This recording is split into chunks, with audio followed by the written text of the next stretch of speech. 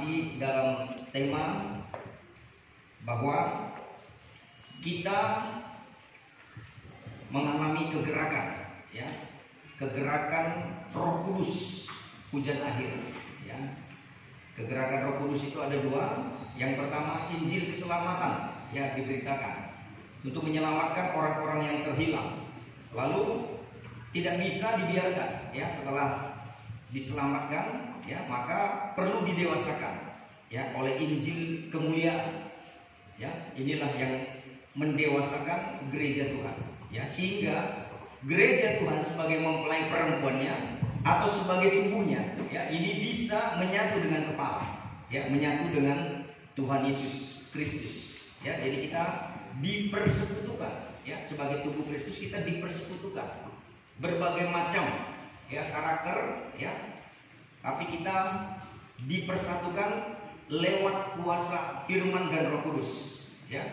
Jadi persekutuan itu kemarin harus dengan wajar, ya, terjadi, jangan dipaksakan, ya, nggak boleh digoda-goda, diiming-iming, ya, tetapi memang terjadi secara wajar karena, ya, kerelaan untuk dipersekutukan, ya, sehingga yang berbeda-beda itu bisa menjadi satu, ya, kalau kita mau betul-betul, ya, nyatu dalam roh, ya, dalam iman, sehingga nanti, ya, kita menjadi satu di dalam Allah Bapa, ya. Baptisan juga harus satu, pengajaran, ya, memang harus disatukan, ya, sehingga kita boleh, ya, menjadi satu tubuh dengan Tuhan Yesus Kristus. Pada akhirnya kita akan, ya, melekat, ya, kita akan bersama-sama dengan Dia, ya. Mari, ya, sekarang kita lihat, ya, bagaimana gereja Tuhan supaya bahagia, ya. Kemarin kita sudah lihat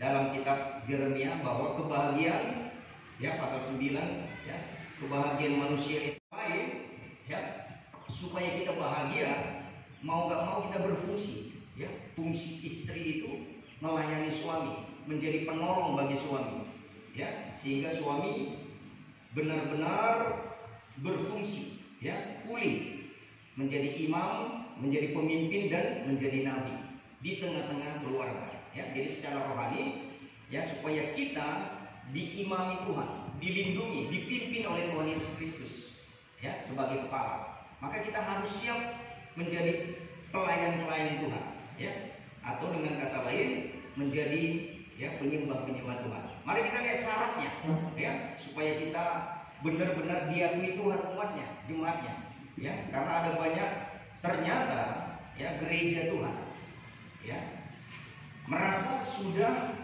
menyembah Tuhan, merasa sudah melayani Tuhan, artinya dia merasa sudah menjadi penolong bagi kepala. Ternyata, ya, masih jauh dari sasaran menurut Kristus. Kalau menurut ukuran, ya, organisasi, ya, mungkin ada syarat-syarat masing-masing organisasi. Tapi kita mau melihat, ya, apakah kita memang benar-benar, ya, sudah standar firman Tuhan, standar ilahi dalam melayani Tuhan, ya, dalam menolong Yesus itu menjadi kepala atas seluruh kehidupan kita. Ya, kalau kita nggak mau benar-benar menjadikan Dia jadi kepala, ada kepala lain, ya, namanya Babel, akan duduk di atas hidup manusia, memimpin manusia, ya, bahkan manusia akan benar-benar mengalami sesuatu yang disebut malapetaka, demi malapetaka. Kalau Babel sudah menjadi kepalanya, karena, ya, Babel atau iblis atau setan kerjanya mencuri, membunuh, membinasakan. Itulah, ya, akhir dari segalanya, binasa, ya. Tapi kita mau betul-betul mengerti, ya, sehingga kita sebagai umat Tuhan atau jemaat Tuhan secara rohani memang bahagia secara rohani, ya, bukan karena digoda, bukan karena dipaksa, bukan karena sesuatu iming-iming tadi, ya, tetapi secara alami, ya, secara rohani kita bahagia, betul-betul ada, ya, secara rohani. Mari kita baca Yohanes pasal 12. Yohanes 12, ya, satu persatu nanti kita baca, ya. Sekarang kita bergantian membaca. Semua jemaat yang dikasih Tuhan nanti ayat 6. Ya, saya baca mulai ayat 1. Yohanes pasal 12 judulnya Yesus diurapi di Betania. 6 hari sebelum Paskah, Yesus datang ke Betania, tempat tinggal Lazarus yang dibangkitkan Yesus dari antara orang mati. Di situ dia datang berjamaah untuk dia dan Marta melayani. Sedang salah seorang yang turut makan dengan Yesus adalah Lazarus. Ayat 3. Maka Maria mengambil setengah kati minyak narwastu murni yang mahal harganya, lalu meminyaki kaki Yesus dan menyekanya dengan rambut, dan bau minyak semerbak di seluruh rumah itu. Tetapi Yudas Iskariot, seorang dari murid-murid Yesus yang akan segera menyerahkan dia, berkata, Mengapa minyak narwastu ini tidak dijual 300 dinar dan uangnya diberikan kepada orang-orang miskin? hal itu dikatakannya bukan karena dia memperhatikan nasib orang-orang miskin, melainkan karena dia adalah seorang pencuri. Dia sering menerima uang yang disimpan dalam kas yang dipegangnya. Maka kata Yesus, biarkanlah ia melakukan hal itu mengingat hari penguburanku. Karena orang-orang miskin selalu ada pada kamu, tetapi aku tidak akan selalu ada pada kamu. Ya. Ayat ini ditutup dengan dua pilihan. Ya. Pilihan pertama, kamu memilih orang-orang miskin yang selalu ada padamu, atau memilih Yesus yang selalu ada padamu. Ya. Jadi Yudas memilih orang-orang miskin, tapi Yesus gak selalu ada padanya. Bukan karena betul-betul mau berkorban bagi orang miskin, bukan karena mengasihi orang miskin, tapi karena ternyata motivasinya cinta akan uang. Ya, dia adalah seorang pencuri milik Tuhan yang disimpan di kas yang dipegangnya. Ya, nah itulah ya akhirnya kehidupan yang tidak punya Yesus menjadi pencuri, ya, menjadi orang-orang yang mendugakan Tuhan. Ya, jadi topik kita saat ini, ya, jemaat sebagai mempelai perempuan atau murid-murid Kristus, ya, harus hidup dalam melayani Tuhan, menyenangkan hati Tuhan, ya, menyembah Tuhan dalam roh dan kebenaran, ya, karena menyembah dirinya sendiri, ya, Tuhan gak bisa, ya, yang gak ada guna juga puji diri sendiri. Harus ada memang, ya, manusia yang memuji, orang-orang yang memuji, yang menyembah, ya, yang memuliakan dia. Dia sudah sangat mulia, ya, tetapi dia, ya, memang betul-betul harus diagungkan, diakui di dalam kehidupan kita. Caranya, ya, ayat yang ketiga berkata, Maria, ini gambaran perempuan, ya, atau gereja, mengambil setengah kati minyak narwastu yang mahal harganya. Mahal harganya, ya, bukan murah, ya, minyak narwastu, ya, ini melambangkan, ya, Kristus, ya, dalam urapan yang sangat mahal, ya, dalam penebusan, ya, kematian Yesus di kayu salib, kita benar-benar punya kehidupan yang baru, kehidupan yang sangat mahal, ya, karena tak mampu dibayar oleh siapapun, maka ini diberikan, ya, dengan cuma-cuma, gratis, karena sangat mahal. Jadi minyak narwastu yang mahal ini semahal darah Yesus, ya, semahal darah Yesus. Ini harus kita alami, ya. Artinya untuk mendapatkan Yesus sebagai kepala, Yesus sebagai, ya, mempelai pria atau Tuhan yang abadi dalam hidup kita, kita harus siap berkorban, ya, seperti Yesus berkorban di kayu salib. Harus mengalami penebusan oleh darah Yesus yang mahal. Dengan cara apa? Meninggalkan semua tabiat lama, ya, dosa-dosa, mengakuinya di hadapan Tuhan, ya, dan kita benar-benar menguburkannya, ya. Dia harus mati tersalib daging kita itu. Inilah syarat yang pertama dalam menjadi pelayan Tuhan, ya, melayani Tuhan, ya, sehingga kita yang tadinya bangsa kafir bukan bangsa pilihan. Bangsa pilihan itu Israel, ya.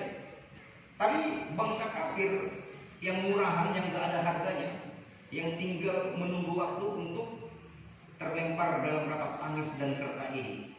Ini bisa menjadi sangat mahal dan sama mulianya dengan Yesus Kristus kalau dia siap mengorbankan, ya, hidup yang lama bagaikan minyak narwastu yang ditumpahkan. Amin. Ya, asal mau lah kita, ya, melepaskan semua. Kalau nggak susah, ya. Untuk digembalakan lewat satu penggembalaan nggak gampang, ya. Tapi kalau kita sudah mati, ya, sudah melepaskan semua, ya, hal-hal yang lama, keakuan, nah kita bersedia dibimbing oleh Roh Kudus, oleh Firman lewat penggembalaan. Ya, ada banyak orang yang memang sangat tidak mau tergembala, mau suka-suka hatinya, ya. Jadi pada akhirnya, ya, ini akan menjadi tubuh yang liar, bukan tubuh Kristus. Ya. Kita itu sekali lagi, ya, kita ulang-ulang, ya, kita dikerjakan, ya, dalam satu penggembalaan, bukan suka-suka kita. Ya, kalau setahun coba gak enak pindah, gak akan sampai kepada puncak rencana Tuhan. Yang kedua, gak diakui Tuhan sebagai rumahnya, ya, gak diakui Tuhan, ya, sebagai tubuhnya, ya. Jadi kalau kita mau melepaskan yang lama, coba 2 Korintus pasal 5, ya, 2 Korintus pasal 5 ayat 18. Firman Tuhan terus, ya, membimbing, menggembalakan kita sampai kita mengenal Dia, ya, bagaikan jumpa Dia muka demi muka. Itulah kebahagiaan yang sempurna, atau, ya, yang disebut dengan hidup yang kekal. Ya, hidup kekal itu adalah mengenal Allah, mengenal Yesus, dan mengalaminya. Ya. Jadi mari, ya, kita buang yang lama yang betul-betul menghambat manusia. Ya, jadi kelahiran baru itu mahal, kematian daging itu harus dibayar dengan harga yang mahal. Ya, 2 Korintus 5 ayat 18. Demikian firman Tuhan, dan semuanya ini dari Allah yang dengan perantara Kristus telah mendamaikan kita dengan dirinya dan yang telah mempercayakan pelayanan perdamaian itu kepada kami. Iya. Jadi dengan kata lain, setelah kita mati dari hal-hal dosa daging, ayat 17-nya kita menjadi ciptaan baru. Nah, ciptaan yang baru itulah yang dipercayakan pelayanan pendamaian, ya, memperdamaikan. Ya, ada banyak orang-orang yang menjadi seteru Allah. Kita diberi hak istimewa untuk memperdamaikan, asal sudahkah kita diurapi dengan minyak narwastu yang mahal lewat kematian kita dari daging dan dosa. Ya, ini pendamaian yang dilepaskan dari dosa-dosa yang lama karena kita menerima firman dan menerima Roh Kudus. Akhirnya kita diakui menjadi tubuhnya, ya, tubuh Kristus. Ya, terus ayat 19. Sebab Allah mendamaikan dunia dengan dirinya oleh Kristus dengan tidak memperhitungkan pelanggaran mereka. Dia telah mempercayakan berita perdamaian itu kepada kami. Iya. Jadi orang-orang yang bersedia, ya, berkorban bagaikan minyak narwastu yang mahal yang dimiliki Maria, ya, sudah disimpan begitu lama, ini dipecahkan lalu mengurapi Yesus. Jadi kita juga akan dipercaya pelayanan pendamaian.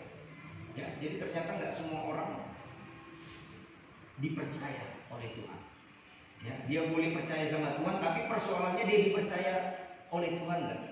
Kita bisa aja percaya sama Tuhan, tapi kita dipercaya Tuhan nggak melayani tubuhnya? Ya, melayani tubuhnya dengan meminyaki kaki Yesus dengan minyak narwastu murni. Ya, memang betul-betul bagaikan daging ini dirobek betul-betul. Kalau nggak bisa tergembala. Ya, udah banyak. Saya pengalaman dari awal melayani, ya, masih muda, ya, belum jadi gembala. Ya, ada banyak orang, ya, mau melayani Tuhan dengan caranya. Akhirnya ketika nggak kesampaian, tersinggung satu sama lain, ya kabur, ya entah kemana wujudnya, ya. Padahal ya ketika kita mau menjadi tubuhnya Yesus, tubuh Kristus atau bait Allah yang siap melayani kepala, ya kita harus diolah, ya bagaikan minyak narwastu murni. Untuk mendapatkan minyak narwastu nggak gampang, ya nggak tiba-tiba langsung ya ada. Nggak juga dibeli di pasar. Mereka harus betul-betul ambil dari zaitun, buah zaitun yang terbaik, diolah, ya, diperas, ya, dihancurkan di rumah, lalu keluar semacam santannya, lalu dibakar lagi, sehingga muncullah minyak narwastu yang mahal, yang murni, ya, dengan kata lain diekstrak. Dan itu lama sekali prosesnya, ya. Itulah sengsara tanpa dosa itu. Barulah dipercaya pelayanan pendamaian. Amin. Ya, mulai dari rumah tangga, ya, sudah dipercayakan Tuhan. Ada pendamaian di situ. Ya, itulah kerajaan surga. Damai sejahtera, sukacita oleh Roh Kudus. Haleluya. Ya. Mari ya, saudaraku yang dikasihi Tuhan Yesus. Ini yang pertama, kita kalau mau ya mengalami ya penebusan oleh darah Yesus dan diakui menjadi pelayan Tuhan, membawa pelayanan pendamaian. Ya, jadi ayat 3 ya berkata sekali lagi ya di dalam ya Yohanes 12, kita kembali ya. Coba dibaca sekali lagi ulang Yohanes 12 ayat 3. 12 ayat 3. Maka Maria mengambil setengah kaki minyak narwastu murni yang mahal harganya, lalu menyaki kaki Yesus dan menyekanya dengan rambutnya dan baunya yang menyebar seluruh rumah itu. Ya. Akibat kita mau ya menyebarkan minyak narwastu, ada harum semerbak di seluruh rumah. Ya. Rumah itu gambaran ya bait suci, gambaran ya di mana kita melayani ya di dalam kehidupan kita. Ya, dalam pelayanan pendamaian itu menimbulkan bau harum semerbak ya. Kalau enggak nanti akhirnya menjadi bau busuk ya, bau mayat, bau busuk ya. Jadi ini ya tergantung dari hati ya, tergantung dari hati. Ada orang yang dengan segenap hati berkorban harga yang sangat mahal meminyaki kaki Yesus. Tapi sebaliknya di pihak lain namanya Yudas. Ya, Yudas ini ayat 6 dikatakan dia pencuri. Ini justru hatinya marah, berkomentar. Apa ini kayak gini apa semua? Pemborosan, ya. Segala macam. Kenapa nggak dijual ini minyak lalu dibagi-bagikan kepada orang miskin? Ya, Yesus bilang itu bukan karena dia mengasihi orang miskin, karena hatinya mencuri atau cinta akan uang. Akhirnya Tuhan bilang pilih, ya. Makanya nanti ya kita akan satu saat belajar. Sebenarnya saingan Tuhan Yesus Kristus nggak langsung iblis, tetapi uang, karena uang ini ada rohnya. Makanya Tuhan bilang pilih yang menjadi Tuhanmu, mamonkah atau aku, kata Tuhan Yesus. Karena mamon ini bisa menjadi Tuhan, ya. Jadi Tuhan bilang, apakah hanya orang miskin yang ada padamu, atau aku yang ada di dalam kamu, ya, yang menjadi kepala atas kamu, ya. Jadi jangan sampai kita gagal, ya, untuk bayar mahal pelayanan pendamaian itu, ya, lewat hati kita disucikan dengan kuasa firman dan Roh Kudus dari keinginan akan uang atau cinta akan uang atau terikat akan uang, ya. Nih, jadi sekali lagi supaya kita bebas dan tidak terikat akan itu, Tuhan hanya ukur, ya. Ada dua milik Tuhan, persembahan khusus dan persembahan perpuluhan, supaya kita lepas dari situ, ya. Kita koreksi hati kita, cinta Tuhan atau cinta uang. Judas gagal, ya, gagal menjadi ya penyembah yang benar, gagal menjadi tubuh yang benar, ya. Akhirnya Yudas gagal dipercayakan pelayanan pendamaian. Tapi yang 11 lagi Ya, Yudas diganti dengan Matias, jadi tetap 12. Inilah yang melanjutkan pelayanan pendamaian sampai namanya tertulis di Yerusalem baru. Gerbangnya itu tertulis nama-nama mereka. Ya, jadi ketika kita memang hati kita sudah benar, hati kita memang mengalami Kristus karena kita persembahkan sama Tuhan, ya inilah yang disebut ya kita mengumpulkan harta di surga, yang mana ngengat dan karat tidak dapat merusak dan mencuri, pencuri tidak dapat mencuri. Haleluya. Ya, jadi perhatikan, jangan sampai persoalan hati, ya hati kita tidak di sini dalam menyembah Tuhan. Dari mulai kita berangkat dari rumah, apa motivasi kita memang betul-betul menjumpa Tuhan, ya memang betul-betul mengalami, ya betul-betul mengalami pertemuan yang indah, yang intim dengan Tuhan, sehingga ada kebahagiaan abadi. Haleluya. Ya. Dan yang ketiga, ya dikatakan di ayat yang ketiga ini, ya maka Maria mengambil setengah kati minyak narwastu murni yang mahal harganya, lalu meminyaki kaki Yesus dan menyekanya dengan rambutnya. Ya. Menyekanya dengan rambut. Ya. Haleluya. Ya. Rambut itu apa? Rambut bagi wanita itu kemuliaan. Wanita tanpa rambut, Alkitab bilang menghina dirinya sendiri.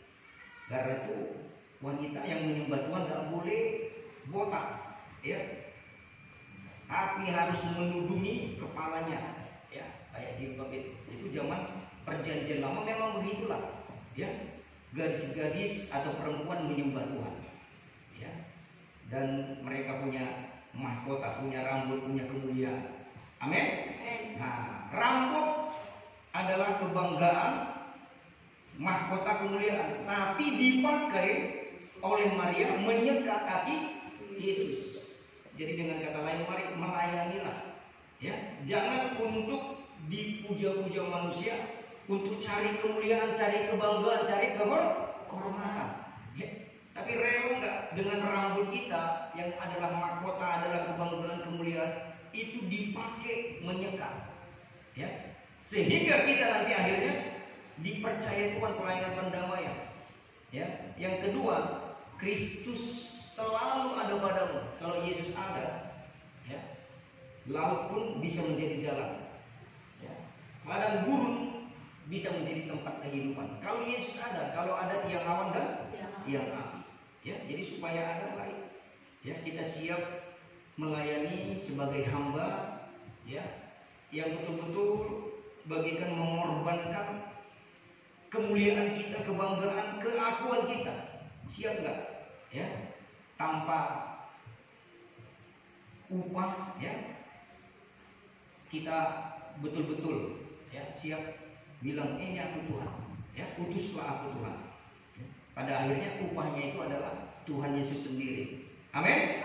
Ya, jangan sampai, ya, waktu kita melayani Tuhan tiba-tiba, ya, kita mengalami gesekan dengan siapapun, kiri kanan, muka belakang, ya, teman-teman sepelayanan, ya, lalu gembala sendiri, ya.